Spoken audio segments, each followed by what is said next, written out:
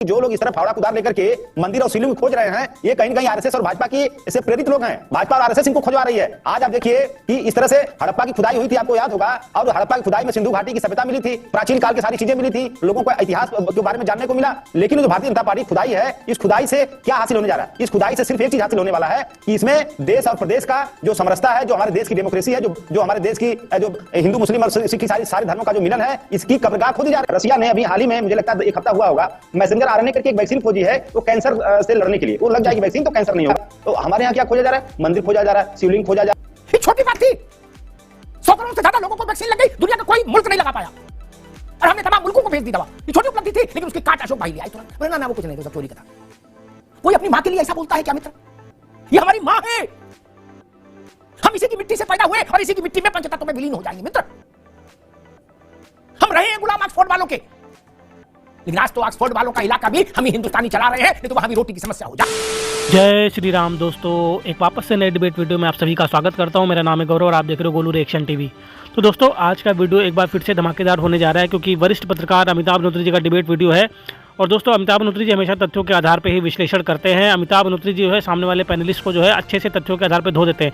तो दोस्तों, जिस तरह से संभल में और जिस तरह से जो मंदिर मिल रहे हैं, पुरानी बावली मिल रही है, साथ ही साथ कानपुर में जो है मंदिर मिले हैं, उसको लेकर आज की डिबेट थी, जिसमें आज वरिष्ठ पत्रकार जो अमिताभ अग्निहोत्री जी ने उन्होंने अशोक यादव जो समाजवादी पार्टी के प्रवक्ता है उनको बहुत अच्छे से धो दिया है। दोस्तों, ये लोग जो है जब इनसे इस तरह की कोई बातें करते हैं तो ये लोग जो है दूसरे मुद्दे ला देते हैं कि जो रशिया है वो कैंसर की वैक्सीन बना रहा है और भारत जो है मस्जिद के नीचे जो है मंदिर मतलब खोज रहा है। इस बात का जो है ये कर रहे थे। इस पर जो है अमिताभ अग्निहोत्री जी ने इनको आज बहुत अच्छे से तथ्यों के आधार पर धो दिया है, क्योंकि जब भारत में वैक्सीन बनती है तब ये लोग उसका विरोध करते हैं। अब जो है बड़ी बड़ी बातें कर रहे थे। दोस्तों, आज की डिबेट को शुरू कर लेते हैं। चैनल पे पहली बार है, चैनल को सब्सक्राइब कर लीजिएगा, इस वीडियो को ज़्यादा से ज़्यादा शेयर कर दीजिए। चलिए वीडियो की ओर चलते हैं और मिलते सीधे वीडियो के लास्ट में।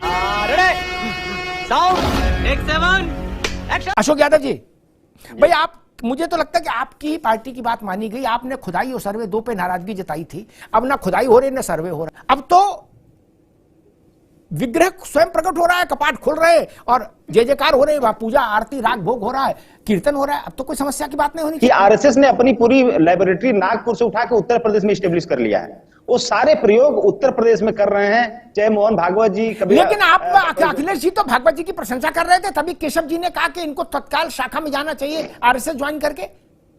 नहीं, ठीक है। देखिए, राष्ट्रीय जी ने हमारे उनके शब्दों का प्रशंसा किया, लेकिन उनके अंदर की जो भाव है, मतलब हाथी के दांत होते हैं ना, सामने वाले दिखाने वाले की उन्होंने प्रशंसा की राष्ट्रीय जी ने, अंदर वाले का नहीं प्रशंसा की है।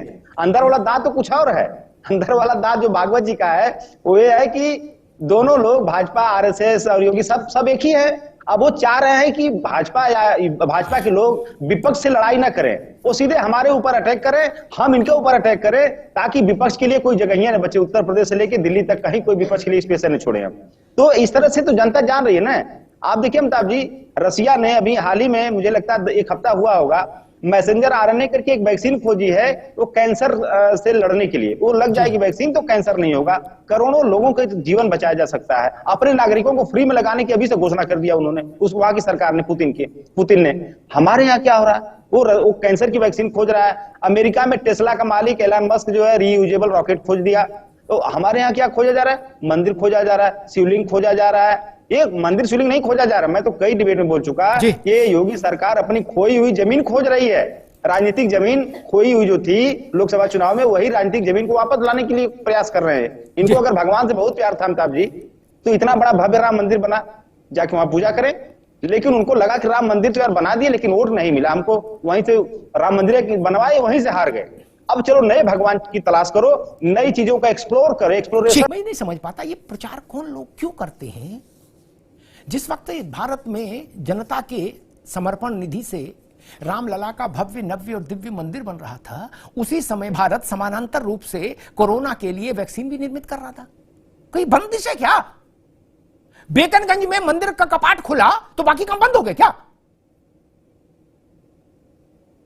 एक हीनता की ग्रंथि क्यों है कि फलनवा अच्छा बोले हमारा लड़का बेकार है? ये हीनता की ग्रंथि क्यों है इतनी अंदर तक? भारत ने जहां जहां अपने ध्वज पताका फहराई है, उनकी चर्चा नहीं होती, उनसे कोई प्रेरणा भी नहीं, उनसे कोई गर्व भी नहीं।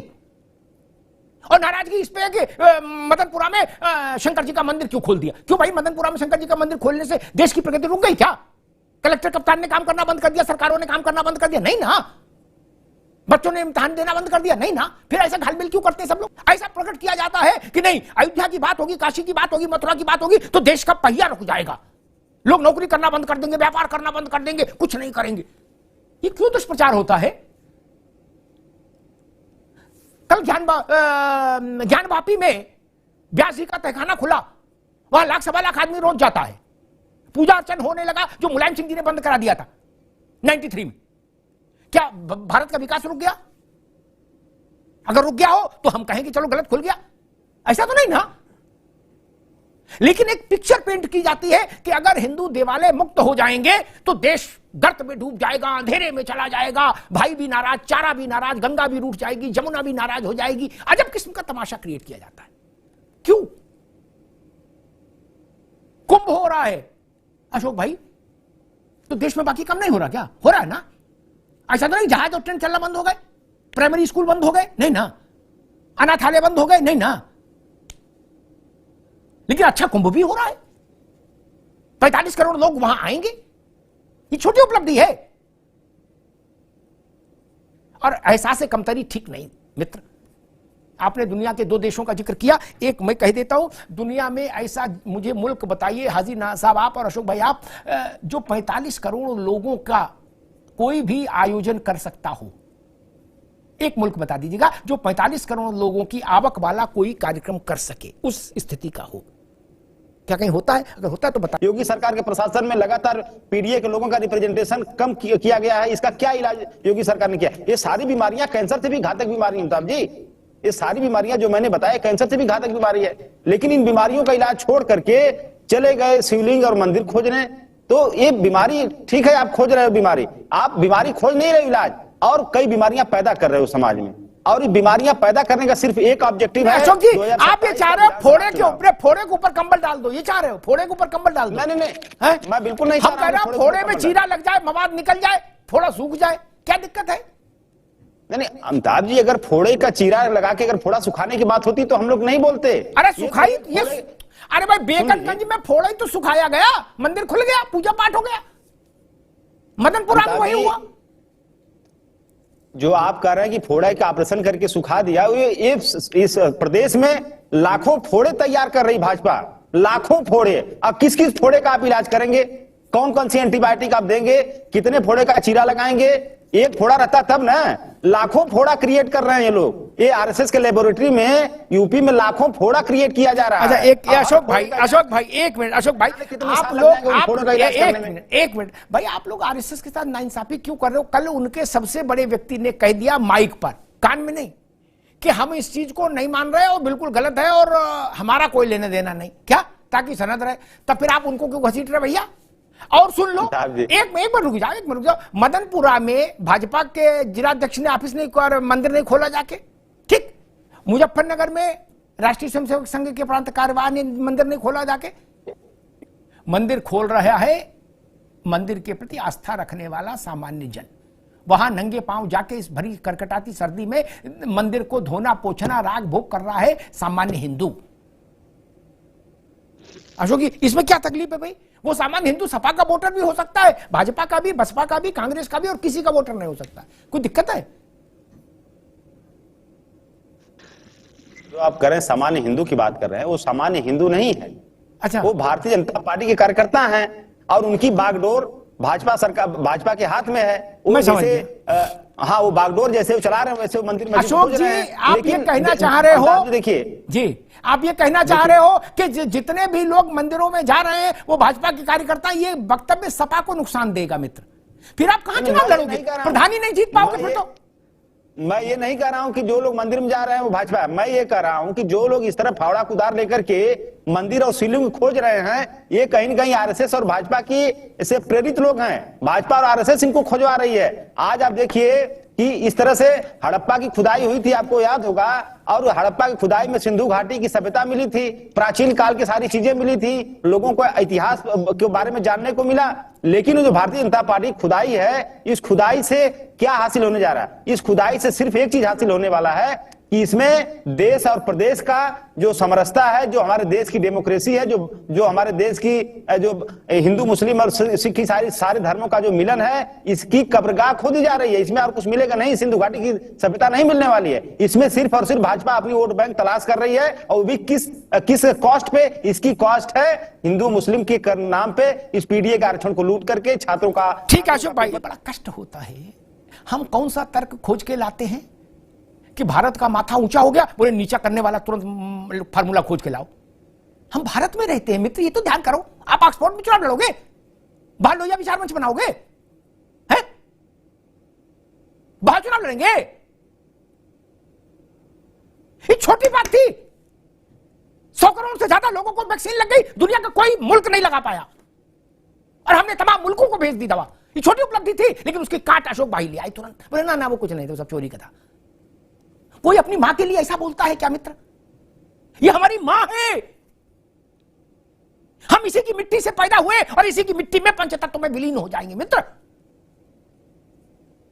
हम रहे हैं गुलाम ऑक्सफोर्ड वालों के, लेकिन आज तो ऑक्सफोर्ड वालों का इलाका भी हम ही हिंदुस्तानी चला रहे हैं, नहीं तो वहां भी रोटी की समस्या हो जाए। लंदन जाके देख लीजिए।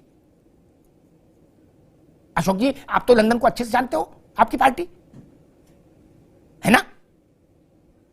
वहां देख लीजिए, वहां की अर्थव्यवस्था को भारत का आदमी नियंत्रित कर रहा है। भारत का कहां है जिन्होंने हमारे मन में गुलामी की वो पैबस्त कर दिया था कि जो भी अच्छा हुआ ऑक्सफोर्ड ने किया, कैम्ब्रिज ने किया। बर्मिंघम का नगर पालिका दिवालिया हो गई, उसके बाद पैसा नहीं बचा। मैं निवेदन करूंगा, भाजपा से लड़िए, देश से नहीं। न सपा देश है, न भाजपा देश है मित्र, लेकिन देश की उपलब्धियां देश के साथ हैं। क्या ये छोटी बात थी कि हम चंद्रमा के एक हिस्से को हमने उद्घाटित किया? विश्व ने कहा कि इसका नाम आप रखिए। छोटी बात थी, लेकिन हम नहीं चर्चा करते। ये मन की बात है। हमको अपनी मां में सब अच्छाइयां नजर आती हैं अशोक भाई। क्या कोई चौराहे पर बैठकर, ये चौराहा ही है टीवी, कोई चौराहे पर बैठकर मां की कमी बताता है क्या? नहीं ना। वेद ने कहा पृथ्वी माता है, हम इसके पुत्र हैं। राव जी, कोई पुत्र अपनी मां की कमी चौराहे पर बताता है कि नहीं नहीं अम्मा का सर्टिफिकेट फर्जी है? कोई बोलता है ऐसा? या तो असली बात है। मैं निवेदन करूंगा, पार्टियां आपस में लड़े, लेकिन भारत को बनी रखे। मजा आया। खत्म, bye bye, tata, good bye, गया। तो दोस्तों, वीडियो हो चुका है समाप्त, और यहाँ तक वीडियो देखने के लिए आप सभी का धन्यवाद। आप सभी से रिक्वेस्ट करते हैं, यदि चैनल पे पहली बार विजिट किए तो चैनल को सब्सक्राइब जरूर कर लें, साथ ही साथ बेल वाला आइकन प्रेस करके ऑल पे क्लिक कर लेना, जिससे जब भी हमारा वीडियो अपलोड होगा उसका नोटिफिकेशन आपके फ़ोन पर आ जाएगा। तो चलिए दोस्तों, वीडियो की बात कर लेते हैं। दोस्तों, आज का वीडियो बहुत ही ज़्यादा धमाकेदार था, क्योंकि वरिष्ठ पत्रकार अमिताभ अनुत्री जी ने आज जो अशोक यादव समाजवादी पार्टी के प्रवक्ता, उनको बहुत अच्छे से तथ्यों के आधार पर धोया है। दोस्तों, ये लोग हमेशा जो है हिंदुओं का जो है विरोध करते हैं। हमेशा आप लोगों ने देखा होगा जिस तरह से ये बातें कर रहा है कि जो है भारत जो हिंदू लोग हैं जो मंदिर में जा रहे हैं, मतलब जो ये मस्जिद के नीचे मंदिर खोद रहे हैं, ये सब लोग जो है भाजपा और आरएसएस के लोग हैं। मतलब हिंदू का अगर मंदिर मिलता है तो इन लोगों को बहुत परेशानी होती है। उसी तरह से जो वैक्सीन की जो बात कर रहे थे ये लोग, हमेशा इसी तरह की बातें करते हैं। मतलब भारत में अगर कोई अच्छी चीज़ होती है तो उसको ये लोग कभी नहीं बोलते। जिस तरह से जो चांद पे पहुंचा था भारत, उस चीज़ को ये लोग कभी नहीं बताएंगे। दोस्तों, आज का विश्लेषण आपको कैसा लगा कमेंट के माध्यम से जरूर बताइएगा। इस वीडियो को यहीं पर समाप्त करते हैं दोस्तों, मिलते हैं आपको किसी और वीडियो में। तब तक के लिए जय श्री राम।